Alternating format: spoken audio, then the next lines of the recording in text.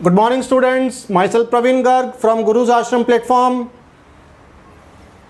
11th का एक chapter ले रहे हैं फिजिक्स का, motion in a straight line, सरल रेखा में गति। Third chapter day 1 lecture 1 start करते हैं। सबसे पहले बात करेंगे गति की, मोशन क्या होती है। देसी लैंग्वेज में बात करें तो कोई वस्तु अगर हिलती हुई दिखती है तो इसका मतलब वो मोशन में है, वो गति में है, और कोई वस्तु अगर हिलती हुई नहीं दिख रही है तो वो वस्तु गति में नहीं है। लेकिन बेटा ये पूरा सच नहीं है। 9th में आपने मोशन की डेफिनेशन पढ़ी होगी, वहाँ आपको डेफिनेशन आई थी, अगर कोई वस्तु समय के साथ अपनी स्थिति में किसी निर्देश तंत्र के सापेक्ष अपनी स्थिति परिवर्तित कर रही है तो वस्तु गति में है, अन्यथा नहीं है। वही डेफिनेशन यहाँ भी आएगी, लेकिन इसको थोड़ा डीप में समझेंगे। तो पहले अपन चेक करते हैं कि कोई वस्तु गति में है या नहीं है। मान लिया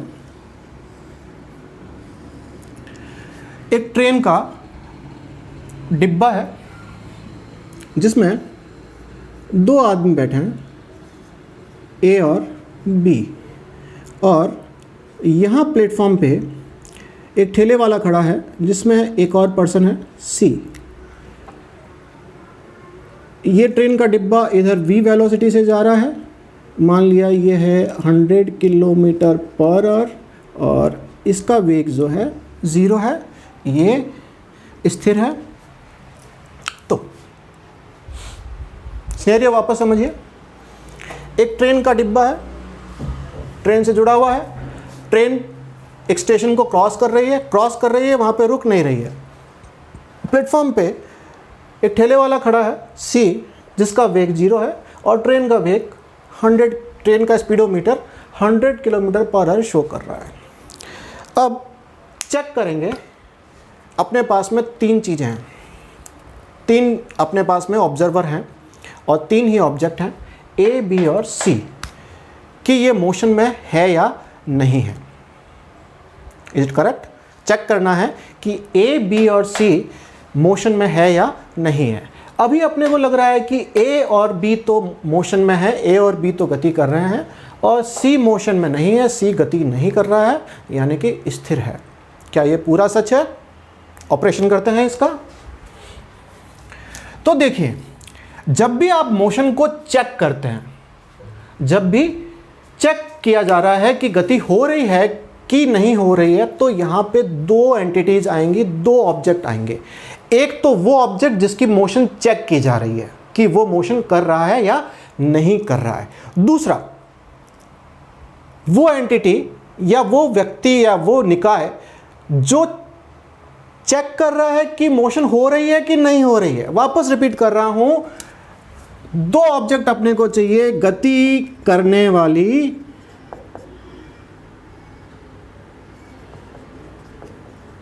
वस्तु और गति को चेक, हिंदी में बोलते हैं प्रेक्षण करने वाली वस्तु या निकाय, यहां भी निकाय। 2 चाहिए आपको कि कौन सा निकाय गति कर रहा है और कौन सा निकाय गति को चेक कर रहा है। अभी निकाय क्या बोला है? पहली क्लास है फिजिक्स की। निकाय सिस्टम,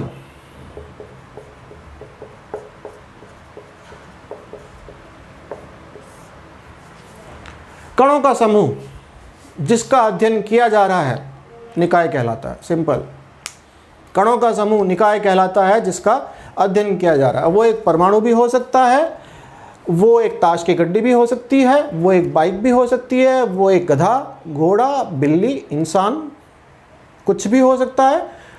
जिसका हम अध्ययन कर रहे हैं वो अपने लिए निकाय है। ठीक है, तो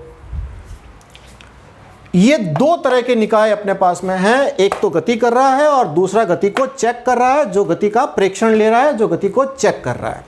अब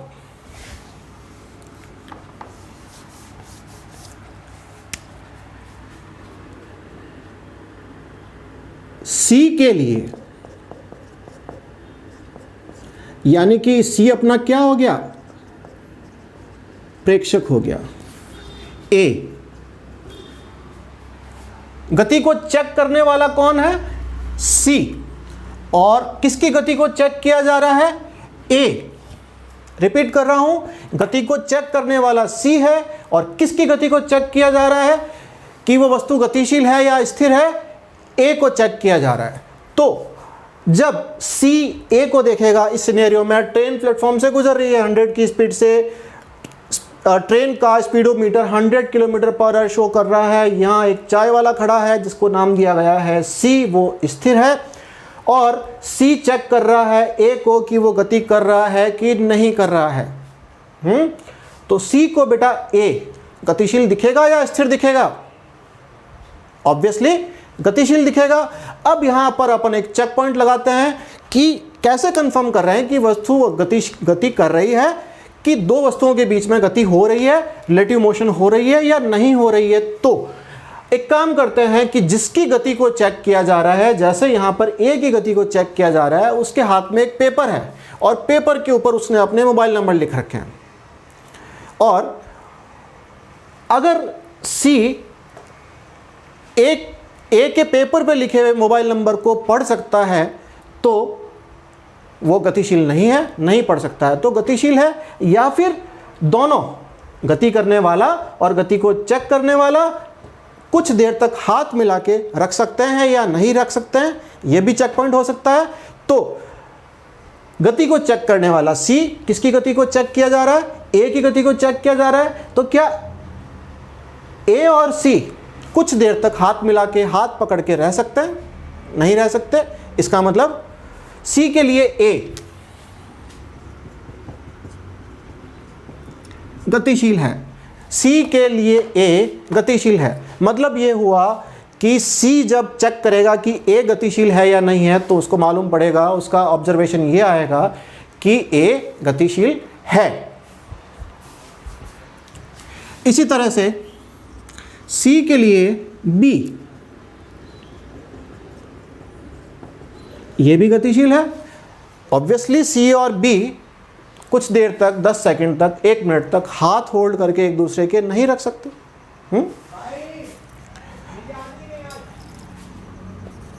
ए के लिए बी, ए के लिए बी। अब बेटा यहां पर गति करने वाला कौन है, किसकी गति को चेक किया जा रहा है, बी की गति को चेक किया जा रहा है। कौन चेक कर रहा है, ए चेक कर रहा है। इसको क्या बोलते हैं, प्रेक्षक बोलते हैं। बी की गति को चेक कर रहा है ए, इसकी गति को चेक कर रहा है ए। तो क्या बी को ए गतिशील दिखाई देगा, सोचिए। दोनों ट्रेन की बोगी में आमने सामने बैठे हैं, मान लिया कोई भी बाहर से आवाज़ नहीं आ रही है, ट्रेन पूरी पैक है, बाहर का कोई सीन नहीं दिख रहा है, ना तो कोई झटके महसूस हो रहे हैं, ना कोई त्वरण है। तो क्या ए को बी गतिशील लगेगा, नहीं लगेगा। भाई पृथ्वी तो सूरज के चारों ओर घूम ही रही है ना, तो एक रूम के अंदर 2 लोग बैठे हैं तो वही तो सीन हो गया। तो पृथ्वी सूरज के चारों ओर घूम रही है, रूम में 2 लोग बैठे हैं, तो दोनों स्थिर दिखाई देंगे एक दूसरे को। ए को बी चेक करेगा या बी को ए चेक करेगा, दोनों एक दूसरे को स्थिर दिखाई देंगे। ठीक है, वही तो सीन है। तो एक जब चेक कर रहा है बी को तो वो गतिशील नहीं है, यानी कि स्थिर है। तो यहां पे बी जो है वो स्थिर आ रहा है, यहां पे बी देखिए कैसा आ रहा है, गतिशील आ रहा है। और लेते हैं आते आगे इसको, बी के लिए ए, वो भी स्थिर है। जब बी चेक करेगा कि ए गति कर रहा है कि नहीं कर रहा है तो उसको भी लगेगा कि ए स्थिर है। अब ए के लिए सी, किसकी गति को चेक किया जा रहा है, जो यहां पे आ रहा है, राइट हैंड साइड में आ रहा है, सी की गति को चेक किया जा रहा है। चेक करने वाला कौन है, चेक करने वाला ए है। तो सी ए को गतिशील दिखाई देगा या नहीं देगा। क्या दोनों 10 सेकंड तक हाथ मिला के रख सकते हैं, नहीं रख सकते हैं। ठीक है, किस कारण से नहीं रख सकते हैं, क्योंकि ये मूव कर रही है। लेकिन अगर ए को मालूम नहीं हो कि वो मोशन में है या नहीं है, कि वो गतिशील है या स्थिर है, तो उसको तो ए को यही लगेगा कि सी गति कर रहा है, ए को यही लगेगा कि सी गति कर रहा है। तो ए के लिए सी गतिशील, इसी तरह से बी के लिए सी, जबकि सी तो स्थिर है, सी मोशन में नहीं है, लेकिन जब सी को ए चेक करेगा तो वो गति में दिखाई देगा। क्लियर है? अब देखिए, बात करते हैं ए की। ए कितनी बार आ रहा है इस टेबल में? 2 बार। जब ए की गति को सी चेक कर रहा है तो वो गतिशील लग रहा है, ए मोशन में लग रहा है। जब ए की गति को बी चेक कर रहा है तो वो स्थिर लग रहा है। यहाँ पर ए गतिशील है, यहाँ पर ए स्थिर है। यहाँ पर देखिए ए गतिशील है और यहाँ पर ए स्थिर है। फर्क किस में आया? सॉरी,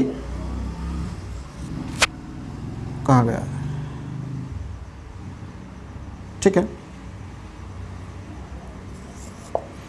यहां पर ए स्थिर है, यहां पर ए गतिशील है। फर्क किस में आया? फर्क आया यहाँ पे सी आ रहा है, यहाँ पे बी आ रहा है, जिसको कि बोलते हैं प्रेक्षक। तो अगर प्रेक्षक जो गति को चेक कर रहा है, जो किसी घटना का अवलोकन कर रहा है, वो चेंज होते ही सिनेरियो बदल जाता है, रिजल्ट बदल जाता है। मतलब गति की डेफिनेशन जब अपन लिखेंगे या गति के बारे में सोचेंगे तो गति करने वाली वस्तु, निकाय तो लेंगे ही, लेकिन जो गति को चेक कर रहा है, जो प्रेक्षक है, उसको भी लेना पड़ेगा। अगर प्रेक्षक चेंज हुआ तो गति का आउटपुट भी चेंज हो सकता है। अब देखिए, सी आपको स्थिर दिखाई दे रहा है। मान लिया यहां पे एक ठेले वाला और खड़ा है, डी। तो डी के लिए सी कैसा है? स्थिर है। किसकी गति को चेक किया जा रहा है? सी की गति को। कौन चेक कर रहा है? डी। वो उसको स्थिर लगेगा। यहाँ पे सी स्थिर है, यहाँ पे सी गतिशील है। किसमें फर्क आया? फर्क आया प्रेक्षक में, फर्क आया ऑब्जर्वर में। इसको बोलते हैं निर्देश तंत्र। जो ऑब्जर्वर है वो व्यक्ति भी हो सकता है, मशीन भी हो सकता है, कुछ भी हो सकता है। तो प्रेक्षक को बोलते हैं निर्देश तंत्र। इस टॉपिक के बाद में निर्देश तंत्र की डेफिनेशन लेंगे। तो अब देखिए,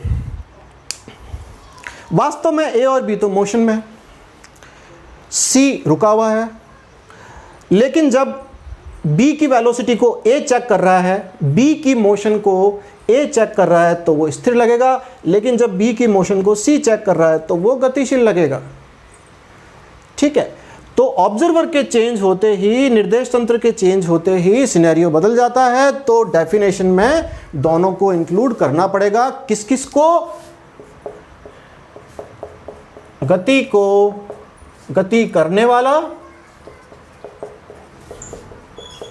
और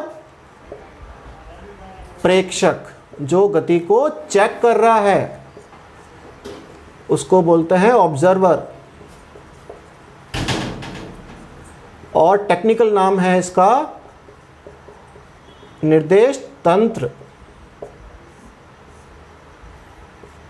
फ्रेम ऑफ रेफरेंस,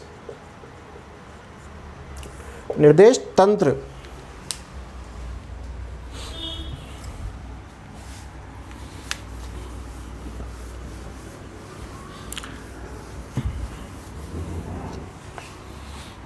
अब गति की परिभाषा लिखते हैं।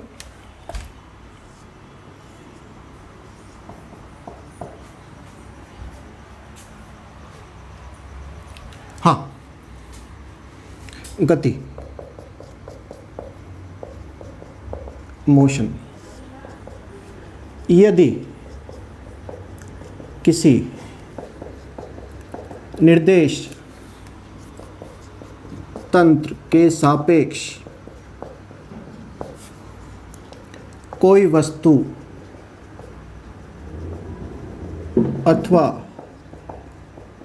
निकाय समय के साथ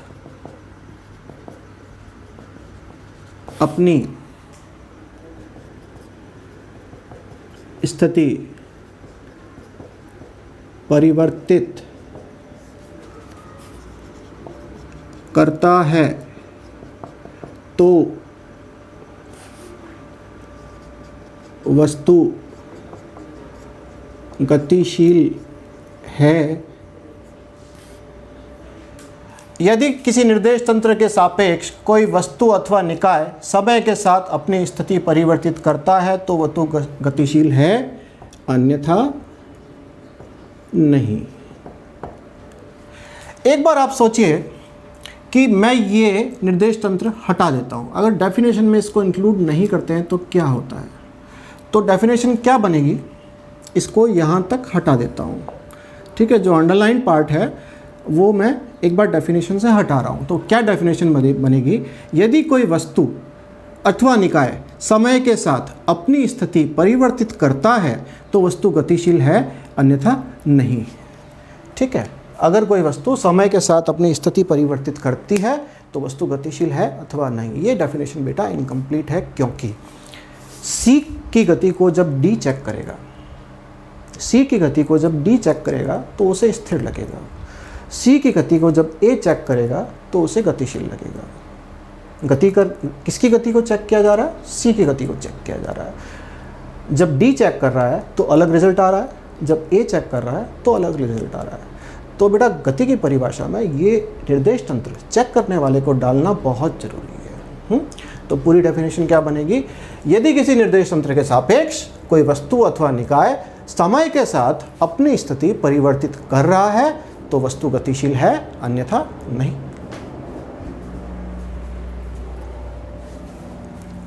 तो ये मेन परिभाषा हो गई, बेसिक परिभाषा हो गई मोशन की, कि ऑब्जेक्ट मोशन कर रहा है या नहीं कर रहा है।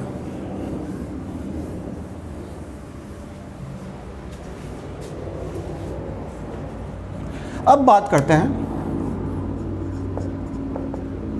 निर्देश तंत्र।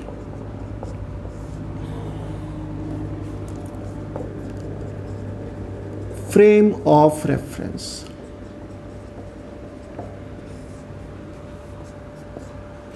किसी घटना का प्रेक्षण लेने वाला निकाय ही निर्देश तंत्र कहलाता है। किसी घटना का प्रेक्षण लेने वाला निकाय, सिस्टम ही निर्देश तंत्र कहलाता है। इंग्लिश में बोलते हैं इसको फ्रेम ऑफ रेफरेंस। ये 3 तरह का होता है, कार्तिकीय निर्देश तंत्र, बेलनाकार निर्देश तंत्र और गोलाकार निर्देश तंत्र। लेकिन बेटा अपन इन 3 प्रकार में नहीं जाएंगे, केवल पहला प्रकार ही देखेंगे, कार्तिकीय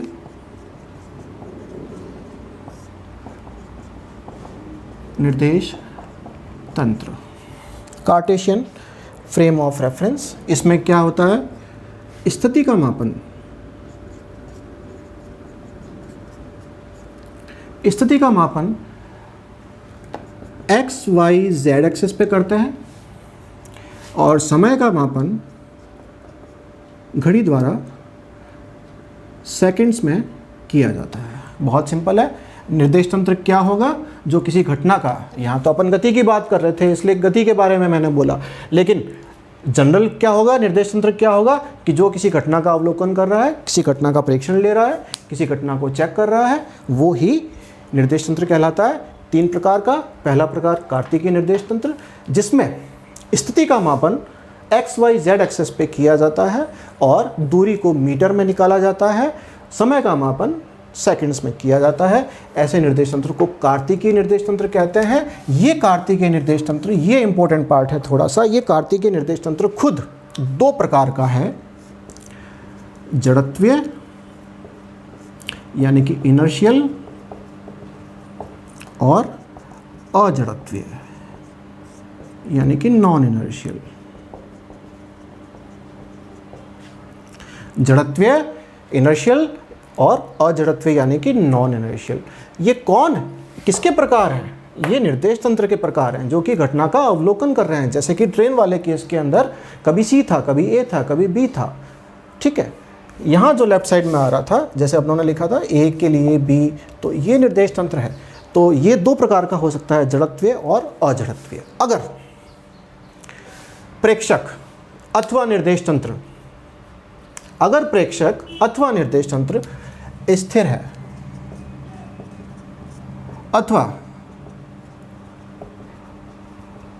कांस्टेंट यानी कि स्थिर वेग से गति कर रहा है, कांस्टेंट वेलोसिटी से मूव कर रहा है, तो ऐसे निर्देश तंत्र को जड़त्वीय निर्देश तंत्र कहेंगे।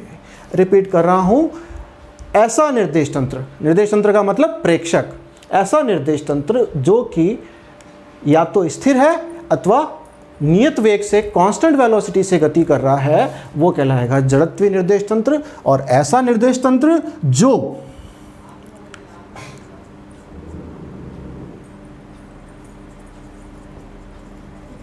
कांस्टेंट वेलोसिटी से मूव नहीं कर रहा है, ऐसा निर्देश तंत्र अजड़त्वीय निर्देश तंत्र कहलाएगा। यानी कि जो त्वरित हो रहा है, a is not equal to 0, यहाँ पे आएगा a इक्वल टू 0, यहाँ पे एक्सेलरेशन त्वरण 0 होगा जड़त्वीय निर्देश तंत्र में। अजड़त्वीय निर्देश तंत्र के अंदर एक्सेलरेशन 0 नहीं होगा, वस्तु का वेग परिवर्तित होगा। तो अगर कोई निर्देश तंत्र स्थिर है तो भी वो जड़त्वीय निर्देश तंत्र कहलाएगा। अगर वो वस्तु कांस्टेंट नियत वेग से गति कर रहा है तो भी वो जड़त्वीय निर्देश तंत्र कहलाएगा। लेकिन अगर वो वस्तु बदलते हुए वेग से गति कर रही है, उसका वेग परिवर्तित हो रहा है, तो वो अजड़त्वीय निर्देश तंत्र कहलाएगा। तो दो प्रकार के कार्टेशियन फ्रेम ऑफ रेफरेंस हो गए अपने पास में, जड़त्वीय और अजड़त्वीय। Now we are moving to next topic, that is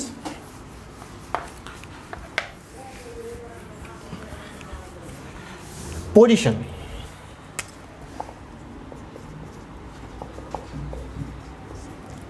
स्थिति।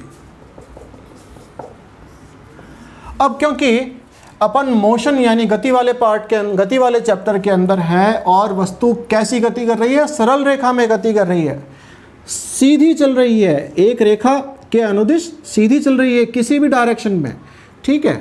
पहले यहाँ थी, बाद में यहाँ आ गई, पहले यहाँ थी, बाद में यहाँ आ गई, तो ये सरल रेखा में गति हुई। तो इसमें कभी वस्तु यहाँ होगी, कभी वस्तु यहाँ होगी, कभी वस्तु यहाँ होगी। तो किसी भी समय स्थिति का मापन कैसे करेंगे? किसी वस्तु की स्थिति का मापन एक्स वाई जेड अक्ष पर मीटर में, एक्स वाई जेड अक्ष पर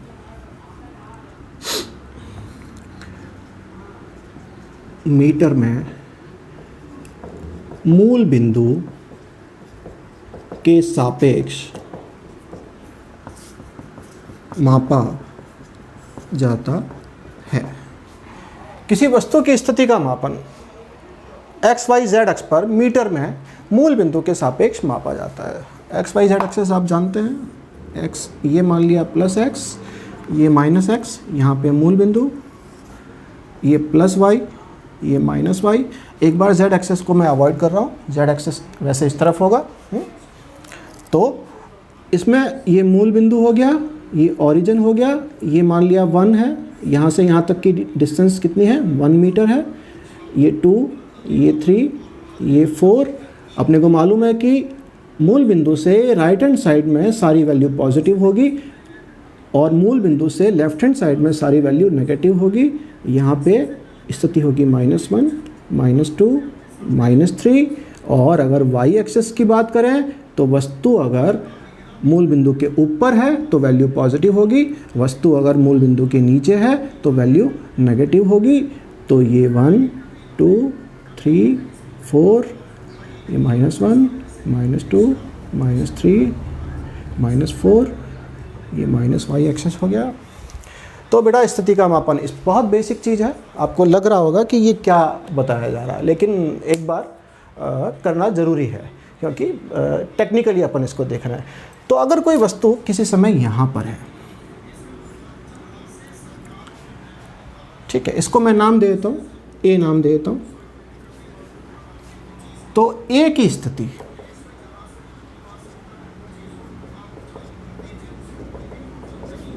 कितनी आ रही है? एक्स पे क्या वैल्यू है? एक्स एक्सेस पे इसकी 2 और वाई एक्सेस पे 1, तो 2 1। बी ले लेता हूँ यहाँ पे, बी की स्थिति क्या आ रही है? -2, +2, -2। +2 क्यों? ये बी की पोजीशन है, तो +2 क्यों?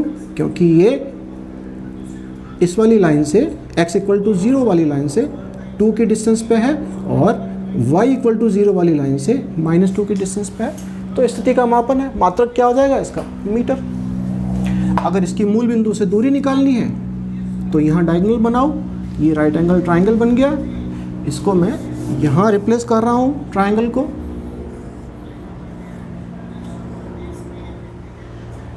ये पॉइंट हो गया 2, 1, ये 1, ये 2, ये 1।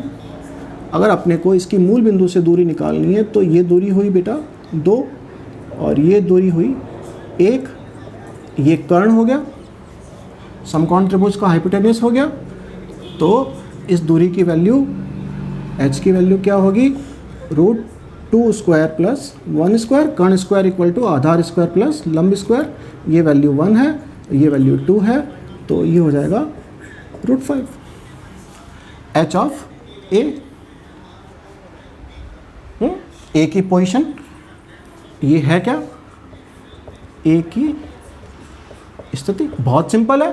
स्थिति का मापन कैसे किया जाता है? XYZ एक्सिस पर मीटर में किया जाता है और दूरी किससे नापी जाती है? सामान्यतः मूल बिंदु से नापी जाती है। थंब रूल नहीं है, जनरली मूल बिंदु से मापी जाती है जब तक आपको अलग से नहीं कहा हुआ। Is it okay to you? Hope class आपके लिए पहला दिन है, क्लास आपके लिए अच्छी रही होगी। Be connected, be motivated and study and stay home.